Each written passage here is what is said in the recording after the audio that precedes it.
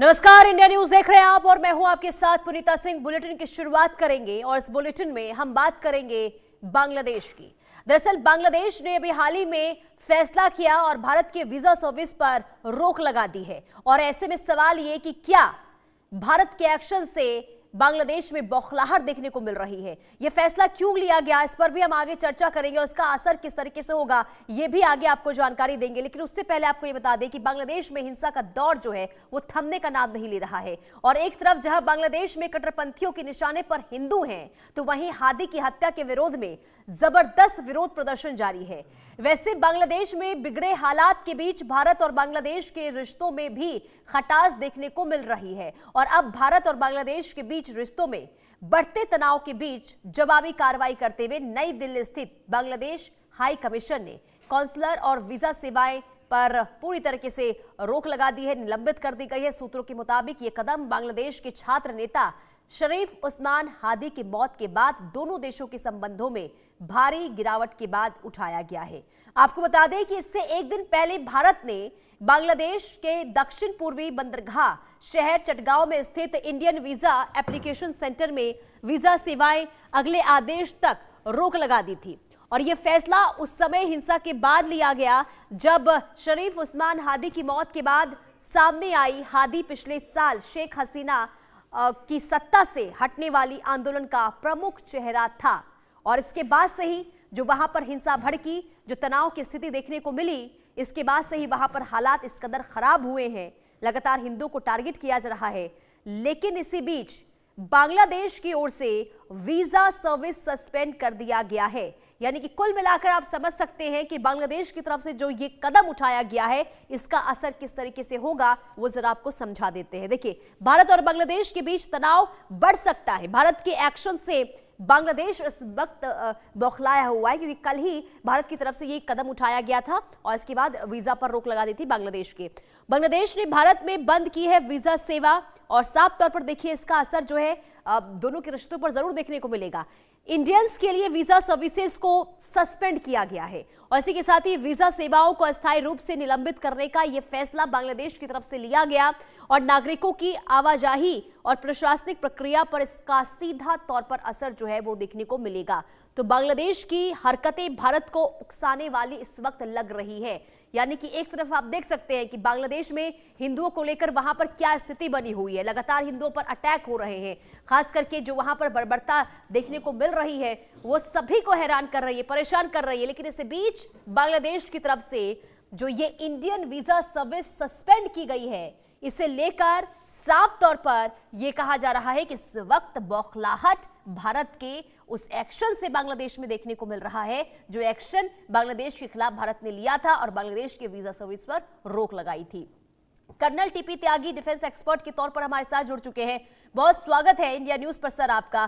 Colonel TP त्यागी sir, जो बांग्लादेश में हालात बने हुए हैं अब उसके बारे में भी आप विस्तार से बताइए। साथ ही साथ बांग्लादेश की तरफ से जो ये कदम उठाया गया है और इंडियन वीजा सर्विस पर जो रोक लगा दी गई है, इसका असर आने वाले दिनों में दोनों के रिश्तों पर किस तरीके से देख रहे हैं आप? देखिए, बांग्लादेश तो खुल्लम खुल्ला अब हिंदुस्तान के खिलाफ हो चुका है और उसकी एक पटकथा रची जा चुकी है। ये तो एक छोटा सा एक्ट है कि हमने वीजा बंद किया। अपने हाई कमीशन में जो वीजा एप्लीकेशन सेंटर था उसने तुरंत जवाब दिया और उसने यहाँ से अपने हाई कमीशन से वीजा बंद करवा दिया। तो ये तो एक मामूली टिट फॉर टैट वाला एक्शन था। लेकिन असलियत में चल क्या रहा है? चल ये रहा है कि आज की तारीख में हिंदुस्तान के सामने 3 पाकिस्तान हो गए हैं। एक तो पाकिस्तान है ही और एक पाकिस्तान बांग्लादेश में बन रहा है, क्योंकि बांग्लादेश और पाकिस्तान इन दोनों में एक मिलिट्री पैक्ट भी होने वाला है जिसके जॉइंट मैकेनिज्म के ऊपर काम चल रहा है। और तीसरा पाकिस्तान वो पाकिस्तान जो हिंदुस्तान में है और खास तौर से वेस्ट बंगाल में जो बांग्लादेश के साथ लगा हुआ है। अब प्लानिंग क्या है? प्लानिंग ये है कि बीएनपी और अवामी लीग को तो प्रतिबंधित कर दिया। अवामी लीग में और बीएनपी में शायद लंदन में एक इस तरह का समझौता हुआ है कि अवामी लीग की सारी वोट जो है वो बीएनपी को चली जाए, लेकिन किसी भी कीमत पर जमाते इस्लामी ना आ पाए। और जो ये यूनुस साहब है, इनका एजेंडा ये है कि अवामी, ये जो जमाते इस्लामी है यही आनी चाहिए ताकि ये आ जाए और फिर मैं बांग्लादेश का प्रेसिडेंट बन जाऊं, ये उनकी चाहत है। अब अवामी इसको जमाते इस्लामी को लाने के लिए जो वो कदम उठा रहे हैं, देखिए मैं अंदाजा लगा रहा हूँ कि ये जो हाजी की मौत हुई, हाजी एक बहुत ही वॉलेटाइल लीडर था और हिंदुओं के खिलाफ ऐसे बोलता था जी। जैसे हिटलर यहूदियों के खिलाफ बोला करता था। तो उसको मरवा, अच्छा वो मेंबर ऑफ पार्लियामेंट का ढाका से चुनाव लड़ने वाला था और वो यूनुस के लिए चुनौती बन सकता था। तो यूनुस अब उसको मरवाने में किसका हाथ है? उसके जो जो मसूद है वो तो आज तक नहीं पकड़ा गया। क्या कमाल की बात है, इतना बड़ा उसके मरने के बाद उपद्रव हो गया लेकिन 15-20 दिन के अंदर भी वो नहीं पकड़ा गया। मुझे लगता है कि ये षड्यंत्र भी कहीं ना कहीं यूनुस के साथ जुड़ा हुआ है। और क्यों जुड़ा हुआ है? क्योंकि यूनुस ने तो ये कसम खा ली है कि वो हिंदुस्तान के अगेंस्ट रहेगा और हिंदुस्तान का जो नॉर्थ ईस्टर्न पोर्शन है उसे वो हिंदुस्तान से कटवाना चाहता है। उसने खुद ये कहा था कि हिंदुस्तान की नॉर्थ ईस्टर्न स्टेट ये तो लैंडलॉक्ड है। बोले समुंदर का गार्जियन तो मैं हूँ, यानी कि ढाका है, उसने चीन से कहा था। और अब जो सबसे बड़ा षड्यंत्र जिसका अभी जिक्र नहीं हुआ है जी। वो ये है कि पाकिस्तान के deputy chief minister, deputy prime minister ने, डार ने ये कहा है कि अब हमें सार्क की आवश्यकता नहीं है, यानी कि South Asian Association of Regional Cooperation. अब हम एक अलायंस बनाएंगे जी। Between Bangladesh, Pakistan and China. और इन तीनों देशों के लीडर्स की एक मीटिंग जून 2025 में चाइना में ऑर्गेनाइज की गई। और इतना ही नहीं, ठीक है। वहां इंटरनेट एरिया में एक ट्राइलेटरल सिस्टम भी तैयार कर लिया गया। ठीक है। यानी कि एक ऐसा चक्रव्यूह इन्होंने रचा है हिंदुस्तान के खिलाफ। अब हिंदुस्तान को बहुत ज्यादा सीरियस होने की ठीक है, इस पर भी आवश्यकता सर मैं है। आपसे आगे जानकारी लूंगी कि भारत इस पूरे मामले को किस तरीके से देख रहा है। अब हमारे साथ संजीव श्रीवास्तव विदेश मामलों के जानकार भी जुड़ चुके हैं, मैं आपके पास आऊंगी सर, लेकिन उससे पहले देखिए बांग्लादेश से जुड़ी एक और बड़ी खबर आपको बता दें। दरअसल बांग्लादेश में हिंदू अल्पसंख्यक दीपू चंद्र दास की सार्वजनिक हत्या और उनके साथ की गई क्रूरता के मामले में अब यूएनओ में मोहम्मद यूनुस सरकार के विरुद्ध औपचारिक शिकायत दर्ज करा दी गई है। अंतर्राष्ट्रीय हिंदू सेवा संघ के अध्यक्ष और वकील विनीत जिंदल ने यूएन और ओएचसीएचआर में बांग्लादेश सरकार की शिकायत दर्ज कराई गई। उन्होंने बांग्लादेश में हिंदू अल्पसंख्यकों की लगातार हो रही हत्याओं और अत्याचारों पर निष्पक्ष जांच और कठोर कार्रवाई की मांग की है।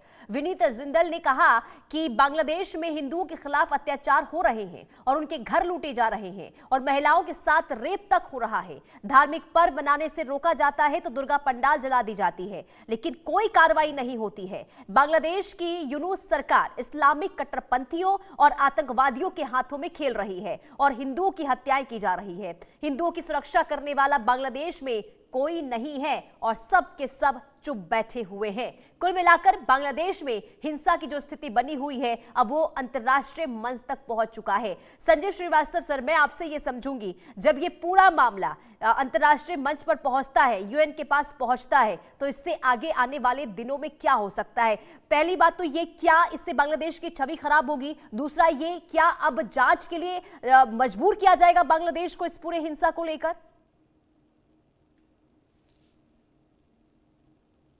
यूनाइटेड नेशंस में यदि इस विषय को अधिक से अधिक डिस्कस किया जाए तो मेरा ऐसा मानना है कि जरूर इससे एक अंतर्राष्ट्रीय समुदाय में एक जागरूकता आएगी कि बांग्लादेश की जो आंतरिक स्थितियां कितनी ज़्यादा दयनीय है और उसको जो है सामने लाना भी एक बड़ा कार्य है और उसमें यूनाइटेड नेशंस एक बड़ी भूमिका अदा कर सकता है, इसमें कोई दो राय नहीं है। लेकिन जहां तक यूनाइटेड नेशंस के पूरे किसी ऐसी स्थितियों को डील करने में उसकी सफलताओं की अगर चर्चा करें तो वो जाहिर है कि उसमें विफलता ही मिली है, क्योंकि यूनाइटेड नेशंस ऑर्गेनाइजेशन चाहे वो कोई भी कॉन्फ्लिक्ट का सिचुएशन हो वहां पर वो अपनी भूमिकाओं ठीक तरीके से नहीं निभा पाता। यूनाइटेड नेशंस ऑर्गेनाइजेशन अपने रिफॉर्म्स ना होने की वजह से ये महाशक्तियों के बीच में एक राजनीति का अखाड़ा बनकर के रह गया है, और ये जो 20वीं सदी का ऑर्गेनाइजेशन 21वीं सदी की जो रियलिटीज हैं उसको रिफ्लेक्ट नहीं करता है, उसको रिप्रेजेंट नहीं करता है, और यही कारण है कि यूएन हर जगह फेल होता जा रहा है। तो यूएन में चर्चा जरूर हो सकती है, और जैसा कि मैंने कहा कि यूनाइटेड नेशंस के स्तर पर यदि ये जो मानवाधिकार की जो स्थितियां हैं या जो अन्य वहां पर सुरक्षा और शांति की स्थिति लगातार खतरे में पड़ती जा रही है, तो उसको डिस्कस जरूर करना चाहिए, और उस संदर्भ में अगर यूएन ऐसा कर पाता है तो ये भी एक अच्छा स्टेप होगा। लेकिन जहां तक यूएन का जो इफेक्टिव प्रभावी कोई रोल इस पूरी सिचुएशन को डील करने में है, तो मुझे नहीं लगता कि वो ज्यादा कुछ कर पाएगा। लेकिन जहां तक बांग्लादेश की आंतरिक स्थितियों का प्रश्न है, तो जैसा कि त्यागी सर कहा, मेरा भी ऐसा मानना है कि जो बांग्लादेश की अगर ऐसी पार्टीज जो कि डेमोक्रेटिक वैल्यूज में विश्वास रखती हैं, चाहे वो अवामी लीग हो, चाहे वो बांग्लादेश नेशनलिस्ट पार्टी हो, या कोई जो अन्य पार्टी जो ऐसे वैल्यूज में विश्वास रखती हैं, यदि वो सब एक साथ आए और एक साथ आकर के जो ग्राउंड रियलिटीज के आधार पर अपने आप को यूनाइट करें, तो ही बांग्लादेश की स्थितियों को डील किया जा सकता है। नहीं तो ये जो कट्टरपंथी हैं और जिस तरीके से उनको पाकिस्तान का डीप स्टेट पूरा डायरेक्ट कर रहा है, और अन्य जो राष्ट्रों के जो डीप स्टेट एलिमेंट्स उसे डायरेक्ट कर रहे हैं, वो एक बड़ी साजिश वो लगातार रचते जा रहे हैं। और ऐसे में जो बांग्लादेश के जो लोगों जो लोकतांत्रिक मूल्यों में विश्वास रखने वाले जो भी दल हैं, उनको एक होना चाहिए। भारत को भी लगातार जो है ऐसे राष्ट्रों, ऐसे पार्टीज जो दल हैं, उनके साथ अपने संपर्कों को गहरा करना होगा। बांग्लादेश की सेना के साथ, जनरल जमान के साथ अपने संपर्कों को लगातार बना करके रखना होगा, और तभी जाकर के इन कट्टरपंथियों पर लगाम लगाई जा सकती है। और जो कि मेरा ऐसा मानना है कि हमारी सरकार पहले से ही ऐसा कार्य कर रही है, और हमारे सेनाध्यक्ष ने बांग्लादेश के सेनाध्यक्ष से बात भी की थी हाल के समय बिल्कुल, में। यानी कि भारत की नजर इस पूरे मामले को लेकर है। लेकिन टीपी त्यागी सर, मैं आपसे ये समझूंगी, पहला सवाल तो वीजा को लेकर ही मेरा आपसे होगा। अब वीजा को लेकर भारत किस तरीके से जवाब दे सकता है, यानी कि कूटनीतिक कदम भारत का क्या हो सकता है इस पूरे मामले को लेकर? दूसरा, मैं आपसे यूएन को लेकर भी सवाल पूछूंगी। जब यूएन में ये पूरा मुद्दा जाता है तो इसके बाद क्या होता है? क्या जांच के आदेश दिए जाते हैं, रिपोर्ट मांगा जाता है, या प्रतिबंध लगा दिया जाता है? क्या अगला कदम क्या हो सकता है? सवाल है, ये तो टिट फॉर टैट हुआ है।